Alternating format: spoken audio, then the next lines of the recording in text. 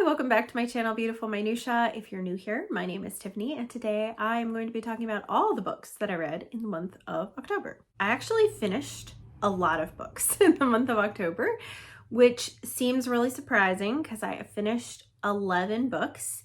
I think actually Goodreads and Storygraphs is more than that, but there's a couple of books that I finished that I was reading with my daughter for school, and I'm not really counting that in this. These are just books that I read just on my own. So I ended up reading a lot of shorter work. So all of these books are under 300 pages, which is just absolutely bananas. I did not plan it that way. I was reading one large book, Nicholas Nickleby, and that didn't get finished in the month of October. So that's being continued into November, but all these other books did get finished. I also had a couple of DNFs, and I don't really know how much I want to talk about those. One of them is actually from an indie pub house, and I think that it was just a case of like the wrong time for me, because on paper it's everything that I should love in a book, and that's The Carver and the Queen. And this is from Owl's Nest Publishing, who I just love. I think that they're amazing. They focus really hard on making sure that their YA books are appropriate for the entire age group of YA and not just like upper high school and college age, which it seems like a lot of YA is directed toward that these days. So I really appreciate that as a parent, especially of a daughter who will soon be into the lower age of YA. So this is based on a Russian folk tale. It's like a retelling of a Russian folk tale of like the Queen under the mountain. And she's like a malachite queen, and there are these carvers of malachite, and she's known to kind of lure people in and kind of ruin their lives, I guess. I think like a third to 40% of the way through the book, and I was just having a really difficult time getting into it. And I feel like the only explanation is that it has to be me, because on paper, everything about it works for me. So this is one that I'm giving another chance to. So it's not a permanent DNF. So I almost didn't want to mention it, but I did mention it in a reading vlog, so I figured I'd mention it here. My other DNF might also not be a permanent DNF, but it might be. And that is unfortunately Dear Martin by Nick Stone. This was on my Read or Read project for the month of October. And I feel like this is an important book, like the topics that it's talking about and the way it's discussing them. It's about this young boy who actually goes to a prep school, like a wealthy prep school, and he is Black and ends up encountering police, and it goes really, really badly. And so it's an examination of racism, and it goes from him and his story and what's going on, and interjects letters that he's writing to Martin Luther King Jr. I loved his letters to Martin Luther King Jr. I thought that they were so good, but it is so oddly structured, this book. Like, it's written very modernly, which makes sense because it's modern. I was reading a ton of Victorian literature that was very beautiful, so it felt really jarring with the amount of kind of shorter sentences, not very pretty prose, a lot of language in it, and it's written in third person present tense, and then it switches to these letters, but it also just randomly will interject scenes of things that are happening, and all of a sudden it'll switch almost to like a play-like format where it has a person's name and then a colon and then like what they said, and it'll be like that for a few pages, and it's just super weird the way that it's laid out. And it was just very jarring, I think, after things that I had been reading, so I feel like it wasn't really the right time. So this may be one that I pick up at another time, because I think that this is a really important topic. It's super highly rated on Goodreads and stuff, and so I probably would enjoy it at a different time, but I was just really, really struggling with it. So those aren't even included in the 11 books that I finished. So I have 11 other books that I'm going to talk about. I'm going to try to go through it as quickly as possible because it's a lot of books to cover. I'm not used to having so many books to cover. I think in the month of September, I had like 7 or 8 books, and 3 of those were manga volumes. None of these are manga. So yeah, so I'm gonna try and get through it so it's not like this hour-long video of me just rambling about all these books. But I'm gonna go in star order of how I rated them. So I did already start with the DNFs. So everything else that I read was 3 stars or up. So we'll start off with The Star That Always Stays. And this is a middle grade historical fiction about a young girl who is part, I think, Polish, and then also she is part Native American. And so the way that the book was pitched made me think that we would be dealing a lot with her Native American heritage being an issue, because this takes place around the time of World War II. And so her mother ends up divorcing her father in a time where this is like super taboo. She remarries this man, like very in a kind of whirlwind romance, and she doesn't want her children, I think she has 4 or 5 children, to tell this man about their Native American heritage because she's afraid, because of all the racism that's super prevalent, that's going to be an issue. The description on Goodreads actually compares this to Anne of Green Gables.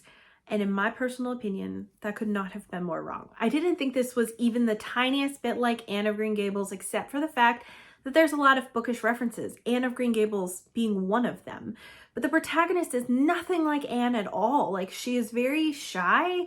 She feels really awkward. She has a lot of social anxiety. There's a lot of things that are happening in her life, and none of it matches up to Anne of Green Gables at all. So it's really odd that that comparison was made, and it was made to let me down, I think. But I don't think it was a bad book. I think my expectations were really wonky because it was being compared to Anne of Green Gables, and it's nothing like that. Next up, let's get into some Victorian literature. I read Under the Greenwood Tree by Thomas Hardy, and I was really excited to read this one. This is a shorter Hardy, and it's a happier Hardy. That's what I had heard, and that is true. It is. It is about this group of country people, and they have a choir in this church, and that was my favorite part of the book, were these country people and the choir and the pastoral setting. I loved all of that. But most of the story ends up being about these 2 young people who are falling in love, and I hated the romance. I really felt like it was toxic in some ways, and really seemed to be insinuating that women are flighty and disloyal and they just can't help it, which was really annoying to read.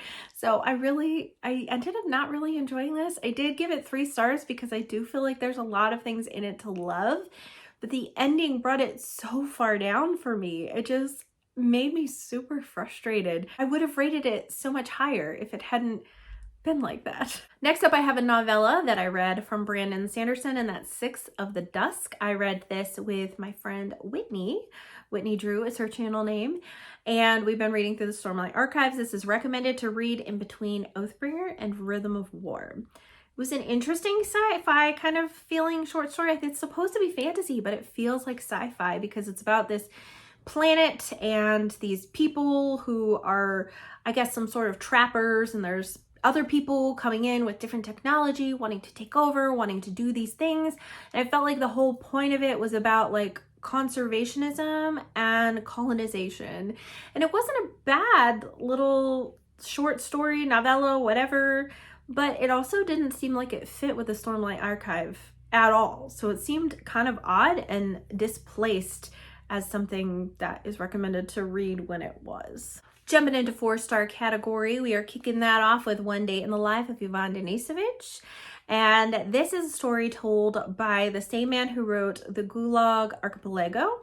And so this is about one day in the Gulag and what that was like. And he was in the Gulag, so it's kind of autobiographical, even though it is a novella. You're really just like thrown in to that one day. And so there's a lot of context that you get as the day goes on. And it was really interesting. It's a book that just made me really, really thankful for what I have and for the life that I have and the provision that I have and where I live, because the conditions, even for a really good day in the Gulag, is just horrific. Like the way that they write about food in this book is just absolutely insane. You know, it's talking about food that is eaten quickly isn't food. It does no good. It doesn't fill you. And later he says, in the camps he often remembered how they used to eat at home in the village. Potatoes by the panful and pots of kasha, and in the early days before that, great hunks of meat. And they swilled enough milk to make their bellies burst. But he understood in the camps this was all wrong. You had to eat with all your thoughts on the food, like he was nibbling off these little bits now, and turn them over on your tongue and roll them over in your mouth. And then it tasted so good, this soggy black bread. What had he eaten this 8 years and more? Nothing at all, but the work he'd done on it. And so like the way that it talks about food and clothing and all this scarcity and stuff was just like very impactful for me. I really am so glad I read this. I read this with Christy Lewis for her Short Classics for Charity book club, and I'm so glad that this was the final book that she did for her book club, because this is a book that's been on my shelves for a while and one that I've really wanted to get to, and so I'm really glad I finally read it. Next up we have China Cry by Nora Lamb. This I read with my older sister, and this is a memoir written by a woman who grew up in China and she ended up becoming a Christian. And when she's a small child, the rape of Nanking happens and they have to flee Shanghai. And then they end up going back to Shanghai once the war is over, and then communism takes over and she becomes a Christian, and it details a lot of the persecution and things that she went through as a Christian in China and her escape out of there, and then how the Lord used her and her ministries and all those kinds of things. This is a story of like great faith. There's so much miracles that just happen over and over and over again. Even before she really knew the Lord, she had heard about him from missionaries at schools that she attended, and so she would pray not really knowing who she was praying for, and these miraculous things were happening and God was speaking to her. And so it was just so faith bolstering to read this. And both my sister and I have read this when we were younger, and there was a movie adaptation made too, like a long time ago, and I had seen that also, but I have not read this since I was probably in junior high, I think. And so it was really cool to not only reread this, but reread it with my sister, who still owns her copy, which is the copy I read when I was in junior high. So that was really cool. Next up we have Enchanted Air.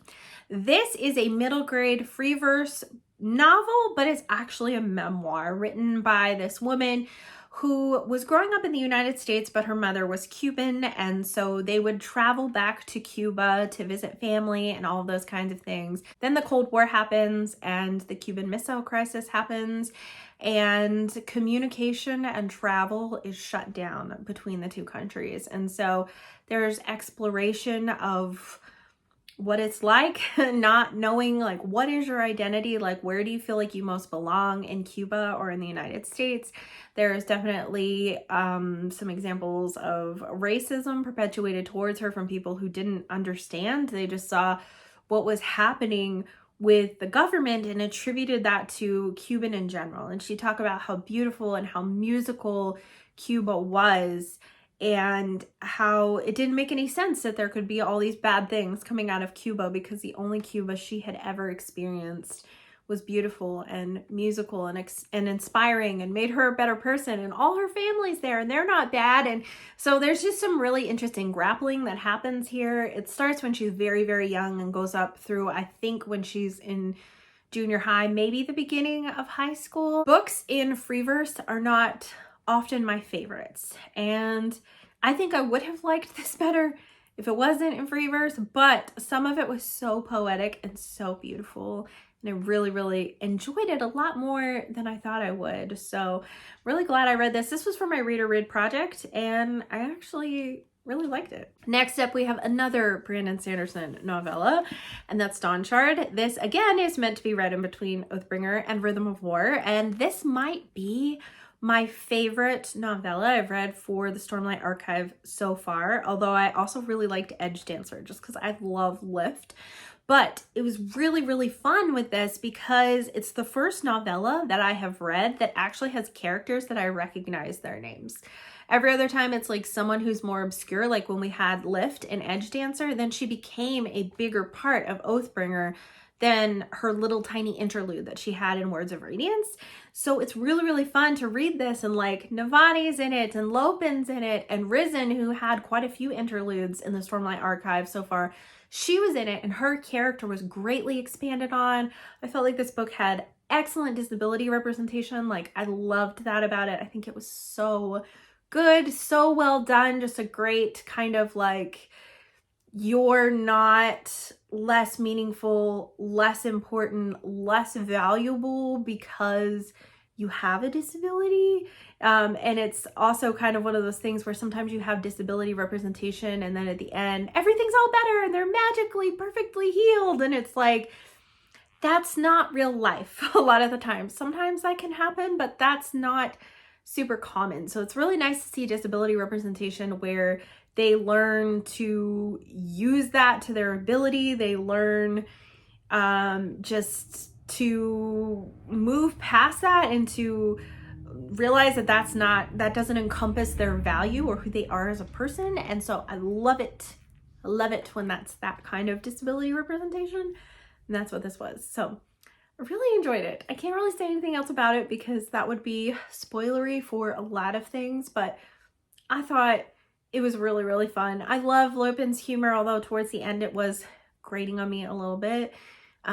He's so immature, and I'm like, yeah, I think I like him better in smaller doses in the rest of the Stormlight Archive, but he provided so much needed comic relief in this. But the parts with Risen and her character development were for sure my favorite part. Next up, we have Three Men in a Boat by Jerome K. Jerome. I read this with Dia from Novel Idea and Rainy from Rainy Day Reads, and this is so funny. This is a Victorian novel, and it's just so different from other Victorian novels that I've read, which is something that I love about Victorian literature. People have in their head this one idea of what Victorian literature is about, and there are so many different types of Victorian literature. So this is intended to be very funny. It's about three men and a dog who go on this boat journey, and it is just really, really funny. They get into all kinds of different scrapes, but as they get into these scrapes are reminding our narrator of other times that things have happened, and so he's constantly bouncing around and telling these different stories, which I think could probably get really disorienting if you're listening to this on audio as opposed to reading it physically. I think you might get kind of confused, like, are we in the present, are we in the past? I think it would be easy to miss those transitions, but overall this book really, really felt like a comedic stand-up routine. Like, it felt like every time he had a side story, it felt like a bit. And it was very funny. Most of it jived really, really well with me. Some of it just didn't quite land. So it is 4 stars for me, but a very high 4 stars. And I really liked it. Last 4-star book, which was actually almost 5 stars. And that is Something Wicked This Way Comes by Ray Bradbury. This was the in-person book club book that won for the month of October, but was also a suggested book for me from my Patreon. So I did a whole vlog for my Patreon. So if you're ever interested in joining, you'll have access to all the dedicated vlogs that I did. So I did an in-depth spoilery vlog for Something Wicked This Way Comes. You can see the tabs. Like, I really, really enjoyed this book a lot. And the writing is really, really interesting. I think it's not for everyone because it's very descriptive and poetic at times, to the point that it was distracting for some people in my book club. And I totally get that. I think that that is a valid criticism. But for the most part, the writing style really worked for me. So if you don't know anything about Something Wicked This Way Comes, it's about these 2 young boys who are growing up in this town. I think that they're around like 13. They're getting to the point where they're growing up. This is kind of a coming of age story. And this carnival rolls into town, and they are kind of luring the people in the town in with different desires. They prey on people's fears and desires. And it seems like a really good thing, but the boys realize that something is really, really off here, and so they're investigating it. One of them is more of the rebellious, headstrong type, and the other one is much more cautious, more of a rule follower, so they are complete opposites. So there's a lot of growth of their character. There is a relationship between one of the characters and his dad that is so well fleshed out, so beautiful. There's so many words of wisdom in this book, and the themes are just incredible. Themes of growing up, themes of aging, fear of aging, desire to age more, wishing you could grow up faster, themes of love and laughter overcoming death and darkness. And it's just, the themes in it are so good, so rich, so deep, so well fleshed out. I'm a huge Bradbury fan. This is my first of his novels that I have read, but I've read several of his sci-fi short stories, and his idea exploration is just unparalleled. Like, I love how he explores ideas and themes, and he does such a great job in his short stories, and he did just as wonderful of a job in this. And October was the perfect month to read it. Is it creepy? Yes, I think so. But I am a horror wimp and I was okay with it. So you may be the same. You may not be. I don't know. I don't think it's super scary. I just think it's very unsettling with a couple of more intense scenes. So I had 2 5-star books, and I'm going to talk about both of them. The first is actually a sequel. It's The Five-Story Mistake by Elizabeth Enright. I read this with Christy Lewis from Dostoevsky in Space, and my daughter Claire joined us. So we read the Saturdays together back in August with my Patreon. I let Claire participate because it was her birthday month, and that was so fun. I'm so glad that she was able to participate. We loved the Saturdays so much that we decided we wanted to continue on with the series and read it with Christy and get together with her and talk about it. So this whole quartet is about 4 siblings, and in the first book they are growing up in New York City, and in this book something happens where they have to sell their home in New York City and they move to the countryside. So they're in a new setting, but we still have the same people, and they're adjusting to life in the countryside, adjusting to leaving their old life behind and all the adventures and things that they get up to here. There's so many things that Elizabeth Enright writes about, and it is just like, oh my gosh, this is exactly how I felt as a child. I moved around a lot as a child and as an adult, and a lot of her feelings of like bittersweetness to a move are so accurate, and just the way that they experience childhood is just so on point. I think Elizabeth Enright must have just never grown up, because I feel like she understands childhood so well. If you're looking for something that is wholesome, is gonna make you feel so good when you read it, has great family relationships, really explores, growing up and all the things that children love with a really heavy dose of humor in there, you're gonna love this. So the last book of the month is my favorite book of the month, and is in running for one of my favorite books of the year. I mean, I've got to reassess. I can't say that this is for sure my favorite book of the year so far, but this is a book that absolutely took me by surprise, and I did not think that this was going to be a 5-star book. I was thinking it was probably going to be 3, maybe 4, and that is Agnes Grey by Anne Bronte. This is my first Anne at all. So I have read Jane Eyre, I've read Wuthering Heights, and that's pretty much it for the Brontes that I've read. I think I've read some of their poetry, but not extensively. So I have also The Tenant of Wildfell Hall, but Agnes Grey won the poll for my Patreon read for Victober. So this is the book that we ended up reading, and oh my gosh, I love this book so much. This is about a young girl who is the daughter of a clergyman, and their family falls on hard times, and so everyone's trying to find ways to contribute financially to the family, and she decides she wants to be a governess. She goes off and starts taking care of this family, and it's really not a good situation.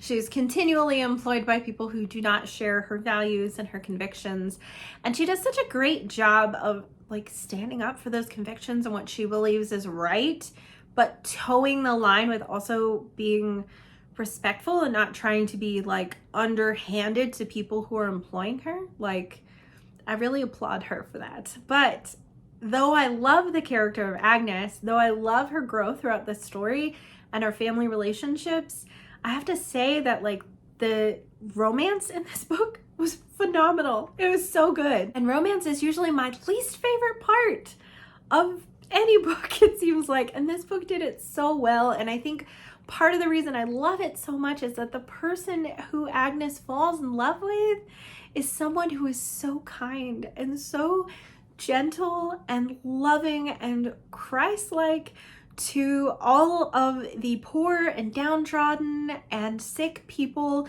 that all of the wealthy people around Agnes want nothing to do with. And they dehumanize these people. And they're like, well, it's fine. We can treat them however we want because we're giving them money and we're supporting them. So they don't even have real feelings. They're not even educated enough to know that we're insulting them.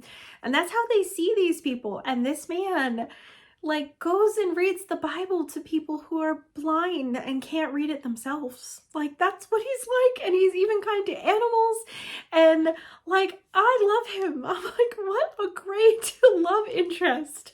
He's so wonderful. So that was really great. But in addition to that, there is some really beautiful, beautiful spiritual truths and things reflecting the Christian faith in here that were so amazing. Like I was breaking out my commonplace notebook and writing down quotes as I'm reading it because I was like, oh my gosh, this is so beautifully put. It's so wonderful. So highly, highly recommend this. Like I said, I had kind of middling expectations going in where I'm like, well, you can't beat Jane Eyre, can you? Can you?